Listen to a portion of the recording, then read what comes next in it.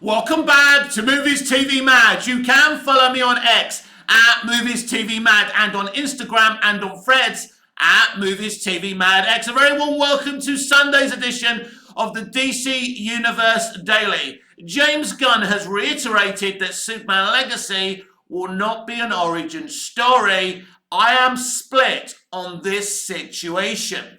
I can understand why any creative writer-director doesn't want to waste half an hour of his or her movie retelling an origin story a lot of people know about. But also, with an origin story, it educates people about the character who know nothing about Superman. Because at the end of the day, believe it or not, there's many new, young fans and teenagers out there who know nothing about Superman, don't know that he's from Krypton, don't know he's an alien, and they're the people we have to bring in to Superman Legacy, because the other people, whether they have issues with James Gunn, whether they, are not sure whether they want to watch yet another superhero movie, will come in and go and see this movie. It's the new fans that we need, and origin stories are very important in bringing in new fans. Superman the movie made Superman fans out of people who wasn't Superman fans before. Smallville brought in young fans, teenagers watching Smallville every week, learning something new about Clark Kent, learning that he had X-ray vision and how he gets X-ray vision and the challenges of having X-ray vision, heat vision, all of this, we saw Clark come to terms with everything piece by piece. At the back end of season 2, he's introduced to Jor-El, his biological father, who explains to him who he is.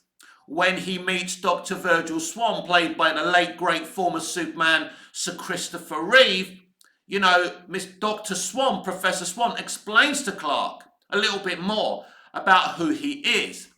This was important for young fans to be integrated with Superman, to relate to Superman. Now, I'm quite sure that James Gunn will find a way in Superman Legacy to explain the origin story without doing the origin story. Now, it may be that James Gunn feels he can't do as good a job on Superman's origin as Dick Donner did for Superman the movie, as Alan Miles did with Smallville, and what Snyder, Goyer and Nolan did with Man of Steel, because Man of Steel does the origin story right. It really is a contemporary way of doing Superman's origin story. So we're not going to start off on Krypton. So it will be interesting in Superman Legacy how James Gunn explains who Superman is. Now, Superman Returns, despite what some people tell you, isn't an origin story. It's a sequel to Superman 2. And you get credits at the beginning explaining who Superman is. It's okay doing that, but you don't integrate people with who he is and where he's from. As I say, Gunn may use the Fortress of Solitude, which he's definitely going to use in Superman Legacy, something that Snyderverse didn't have. They didn't have a Fortress of Solitude. They had the spaceships. They tried to say that Jonathan Kent was somewhat his Fortress of Solitude, but they didn't have the iconic Fortress of Solitude in the Snyderverse. I love the Snyderverse, but I always like to see the Fortress. I'm happy that James is introducing the Fortress at the very least to this Superman mythos. And by having the Fortress, it's a way of explaining Clark's origin story. So there's that way of doing it. It doesn't mean it won't work just because he's not doing an origin story, but I also feel that James probably thinks and feels, I can't top MOS, what Donner did, or what Alan Miles did with Smallville, so maybe I shouldn't bother. He wants to get straight into the story. And at the end of the day, everyone, it's about execution. If he can execute that properly, he can get away with it. He can do it. It can work. but you've got to be a very, very good storyteller to get away with that. So it is interesting. And, I've heard fans say to me, oh, the Batman and Superman origin story have been done to death. We don't want another Superman and Batman origin story. It's always the people who know the origin stories the best who say that. Not the young teenagers we want to bring in to watch Batman, to watch a Batman movie, to watch a Superman movie. We had these discussions with the Batman where they don't retell Batman's origin story. Matt Reeves does a very good job of explaining who Bruce Wayne is, that he lost his parents while witnessing their murder. Basically, the energy and emotion of that film is all based on Batman's origin story without retelling it visually. And Matt Reeves did a really good job. But did that film bring in young, new fans for Batman? I'm not too sure about that. But we know that Superman the movie did bring in new people via that origin story. We know that Smallville brought in brand new young fans because they were telling Superman's origin story in a very fresh way. So what James Gunn's doing by skipping the origin story, doing it the old-fashioned way of showing Krypton, of showing Smallville, for me, is a risk. I'm not saying he won't succeed doing that. I'm saying it's a risk. It's, skipping that is a very dangerous game to play as far as I'm concerned. As I said, many people won't agree with me there. Many people will be saying to me, no, Mick, we've seen it. As I say, if you're watching this channel, it's because you know about DC. You know about the Superman lore. That's why you're saying, we don't want another origin story. You know it. But we need new fans to understand Superman, to learn about his origins properly. And, James Gunn isn't an idiot. If he's skipping the origin story, he's going to find a way of explaining who Superman is and where he's from. I'm not suggesting that James won't do that or execute it in a good way. But he has to execute it in a good way because you've got to understand who Superman is. Because James has already explained that he's telling the story of someone who comes from somewhere else who's torn between these two worlds. Now, all Superman stories have tried to do that before. So, James isn't reinventing the wheel here. Again, it's about execution. It's if he can do that or not. So we already knew this, that Superman Legacy wasn't going to be an origin story. But as I say, it's interesting. It's an interesting way of going at something. It's going at the same material in a different way. What are the advantages of not having an origin story in a Superman movie? Well, you skip about half an hour. You've got half an hour to yourself where you can deal with Superman and Lois and where he is in his life now. More action, more Superman, more flying, more excitement. Of course, I understand. I'm not sure how long this movie will be, but we know that James Gunn doesn't do 2 hours and 50-minute movies. I don't know what his longest movie is. I think maybe the first Guardians is 2 hours 15, 2 hours 20 minutes. So it's not going to be a very long movie. And I think this is probably the other reason he's not going to be telling an origin story, because it ain't going to be a long movie. And if it isn't a long movie, then you've got that. Superman the movie, I think, is about 2 hours 40 minutes or something. But there is a divide within the fandom, the Superman fandom, whether there should be an origin story or not. People are more interested whether Superman wears the red trunks or not, whether this debate. But I think this debate is very important because, as I say, without having the actual origin story in this movie, it changes what kind of movie it is. And at the end of the day, you need Superman to relate to a new, young audience as well as everybody else. But as I've said, I'm already going to go and watch this movie because I'm a Superman fan. It's not about me, it's about the young fans. There's people who are Superman fans today because they appreciated what was done with Smallville, that the character of Superman was explained to them properly. And that's why that show worked. Superman the movie the same. And the fans of MOS, a lot of the fans of MOS who are supporting MOS today and loving it and rewatching it weren't Superman fans before they saw that movie. But by learning about Superman's origin story in that film, they learned to relate to Superman, and they appreciated that element of the movie. So we will see if this actually works. As I say, I think it's a risk. I'm divided over this. Again, we have to take a bite out of the sandwich until we can judge the sandwich and what it tastes like. But yeah, there's risks to this. I don't think this is a lot of people will be saying, yeah, James, we don't need another origin story. But I do think it's highly risky not to tell an origin story to any character, no matter how many times that origin story has been done. It's not bulletproof. It doesn't mean it's going to work just because you're not telling an origin story. It's going to be very popular with a lot of Superman fans not to retell that story. But to relate to Superman, you need to understand that he's the ultimate immigrant, that he's from another planet, that he's had struggles. I think that Snyder, Goyer and Nolan did it in a very interesting way as well. We see the planet Krypton. We see the issues on that planet. Then we go straight to Clark Kent in the modern era, traveling around. Then we get flashbacks to his origins on Smallville. And they use his struggles on Smallville to integrate to his journey of learning about who he is, then having the challenge of fighting Zod.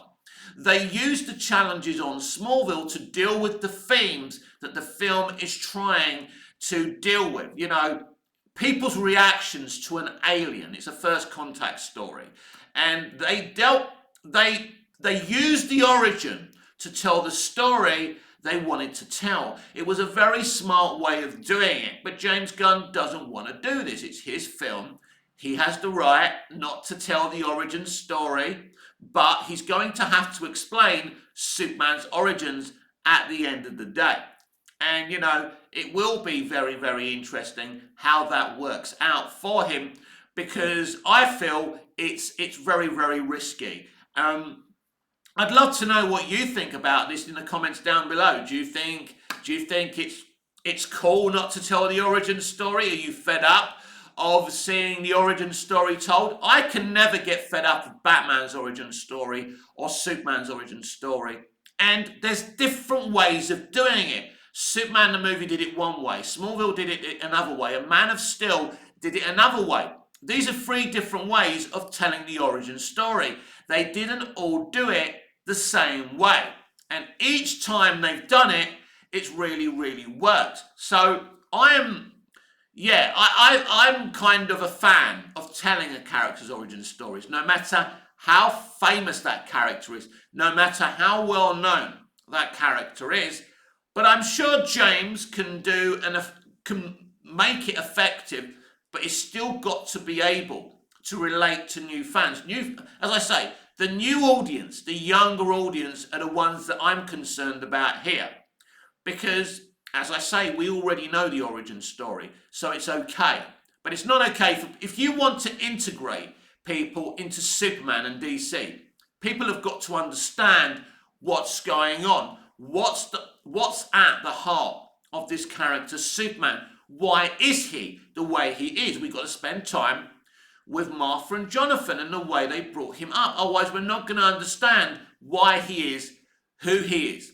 So as I say, it's going to be very, very interesting how James Gunn attempts to do this. And it is all about execution at the end of the day. There's going to have to be an emotional standpoint here. And this is the thing with James Gunn.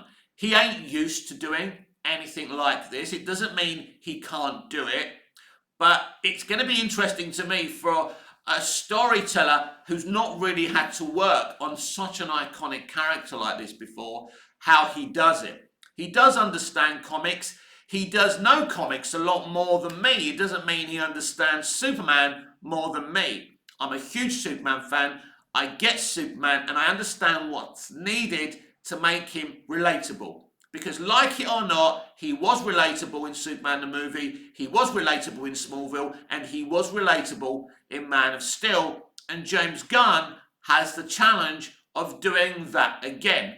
Moving on, the Joker for the new game to kill Suicide Squad, to kill the Justice League, I think it's called, has been revealed, and it's a woke version of the Joker. I'm sure you've all seen the images. I'm not impressed at all.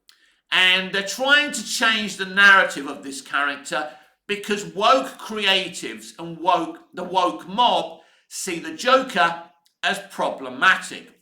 We saw the criticism for Todd Phillips' 2019 movie Joker. They said that Phillips tried to make Arthur Fleck sympathetic. Now, I don't believe that for one moment. But the woke perspective has only one way of looking at things. So they tried to say that Phillips tried to make Arthur Fleck sympathetic. The best stories, the best characterizations is when you show each character's point of view. What we see in Joker is Arthur Fleck's point of view. His point of view of the realization that he was abused by his mother's boyfriends, the point of view that he's been rejected and bullied by society, the point of view that he can't get his psych meds anymore. So to him, he's a victim and he's been bashed again and again and again. And when he's on that train, it's the last straw, and that's why he kills those men. And when you get the interview between him and Bob De Niro's character, someone who was a hero to Arthur, you've got 2 points of view here. Arthur tells him that he killed those guys proudly. But De Niro's character, from his own point of view, says, you killed those men. They had a future. They worked, blah, blah, blah. So it's just 2 different points of view. But the woke mentality doesn't see that. So to the woke mob, Joker is a problematic character. So these woke creatives on this latest DC game have gone at him in a different way. He looks very different. He doesn't look great. And from what they're explaining about his character in this game, it isn't great. And what do I mean by point of views? All the best characters that you love have their own point of view kind of told within the story. Let's get away from comic books and give you a great example of point of view storytelling. Friends. You're thinking, Mick, why Friends? That's a sitcom. Let's take Ross and Rachel when Ross sleeps with Chloe from the copy place, right? The girl with the belly button ring, right? Rachel sees that as cheating. Ross sees it as being on a break, even though they just broke up recently, and to Rachel, they were taking a break rather than being on a break. So there's 2 points of view. Rachel isn't wrong, and Ross isn't wrong. From their own point of view, they're right. And it all depends from your point of view. And everyone had an opinion on that. Was Ross right? Was Rachel right? But I think if you go back to that, and I don't want to get too deep into this subject because we're talking about DC, but it's Ross's fault because going back, his jealousy of Mark and the pressure he put on Rachel when she got a career was the reason that relationship broke down at that time. But it's about point of view storytelling at the end of the day. And that's what Friends did so well, points of view. And Arthur Fleck in Joker is one man's point of view, a mentally ill man's point of view to say that. But the woke narrative and the woke media were offended and accused Todd Phillips of being sympathetic to someone who ends up being a killer, excusing bad men, even though the woke narrative is to excuse bad women all the time. For example, if we look at point of view storytelling, let's look at Barbie very quickly. That only has one point of view, the feminist woke point of view. That men are the problem and the aggressors, and women are the victims and the heroes of their own stories. That men take credit for all the work of women. They're putting women against men. They don't have both points of view. They're representing the patriarchy. But in that film, we don't see the patriarchy's point of view. We only see the point of view of these female characters and these woke characters that they're presenting in this movie. And that's the difference. And looking at this game and the way they're speaking about Joker, and basically they're trying to change who and what Joker is. They're trying to take the bite out of Joker. Joker is a villain. It's okay for a character to be a villain. It's not dangerous to represent a villain in a fun way. The Joker is a maniacal lunatic, and it's all right to enjoy that via a piece of fiction. But the woke Gen Z millennial morality, the mentality is so transfixed on one thing that everything has to be right, everything has to be proper, and we shouldn't be enjoying the Joker so much.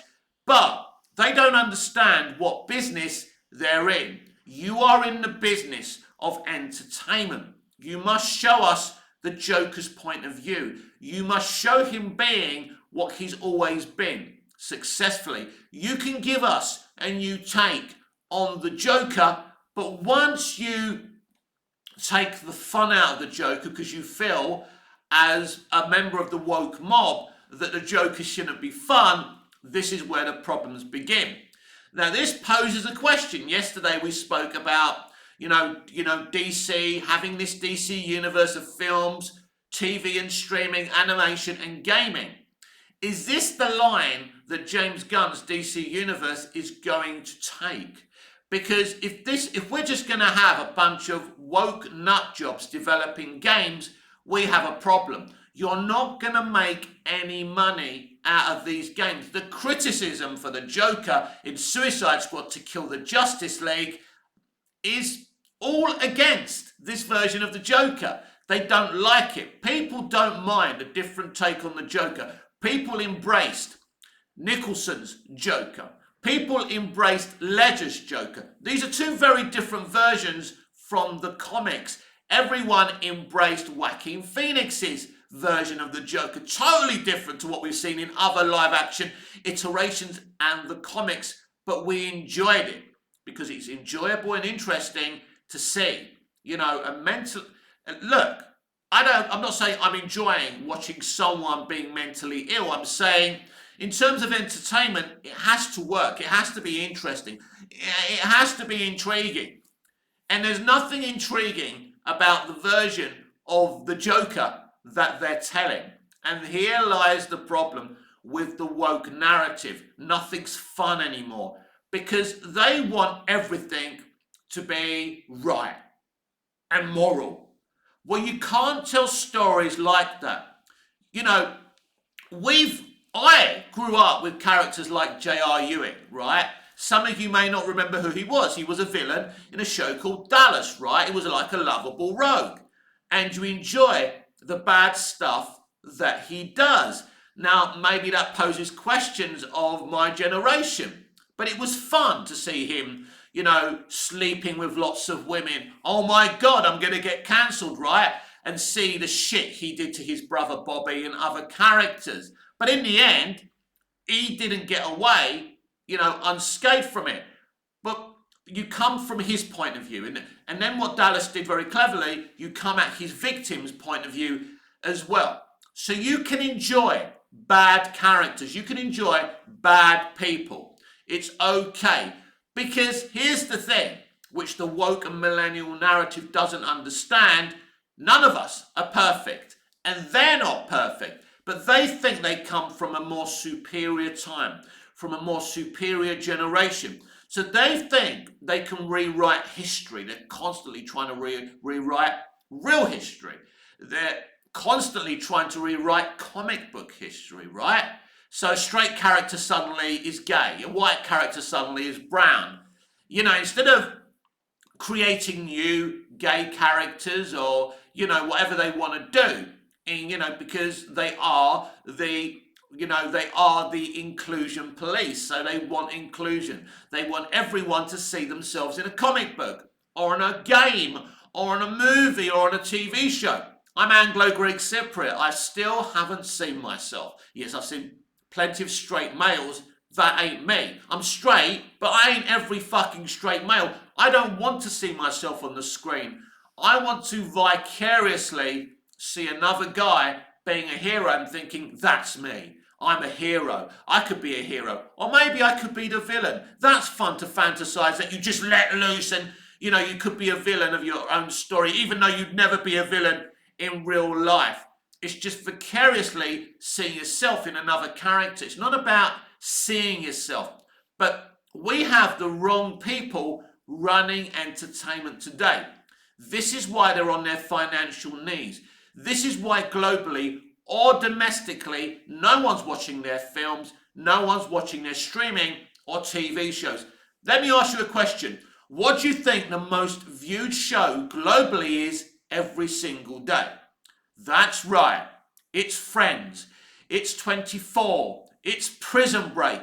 It's Smallville. It isn't the new shit they're making.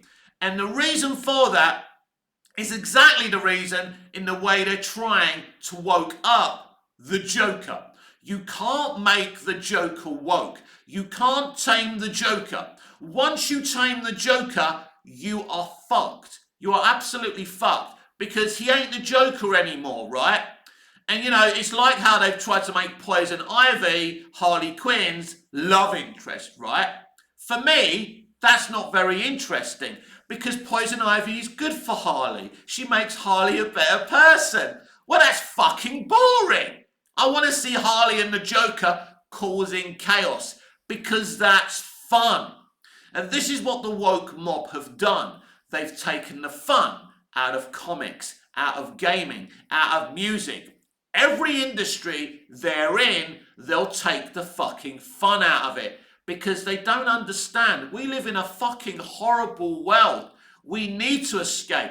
We need to enjoy our villains and our heroes. And if you're not going to allow us to do that and fix us in the real world constantly, you know, this is why so many people are self-harming and taking their own lives. Because there's no fun. Because of the woke mob.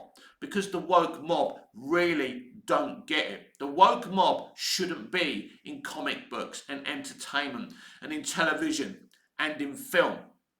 And until they are pulled out of this industry, the less fun it's going to be.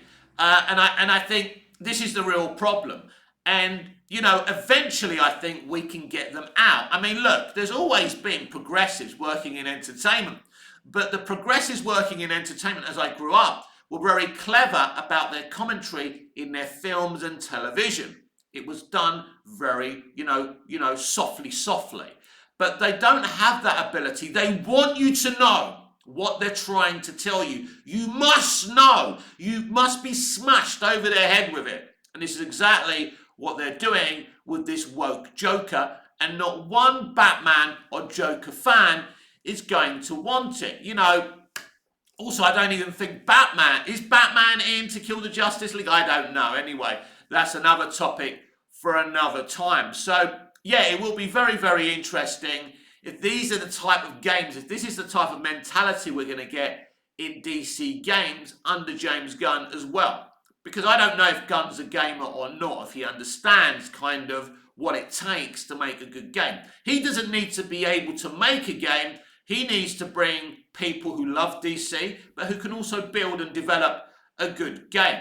We remember the great Arkham games and things like that. They were fun, but we got too many of these woke mobsters involved in all these entertainment facilities now, and they are killing the fun out of it. Now, luckily, we can play older games. Luckily, we can watch older television and older film, which is what I'm doing mostly all the time, because I don't watch most modern TV and film. I pick and choose what I watch. I watch some stuff, but I'm not going to waste my oxygen. I've told you before, I'm 51. I don't know how long I've got on this mortal coil. So I'm not going to waste my oxygen on the woke narrative and then get angry about it. But we're having a conversation here. And That's another thing when you go to Superman Legacy and Superman Woman of Tomorrow. Will they be woke? If they do, they'll go broke.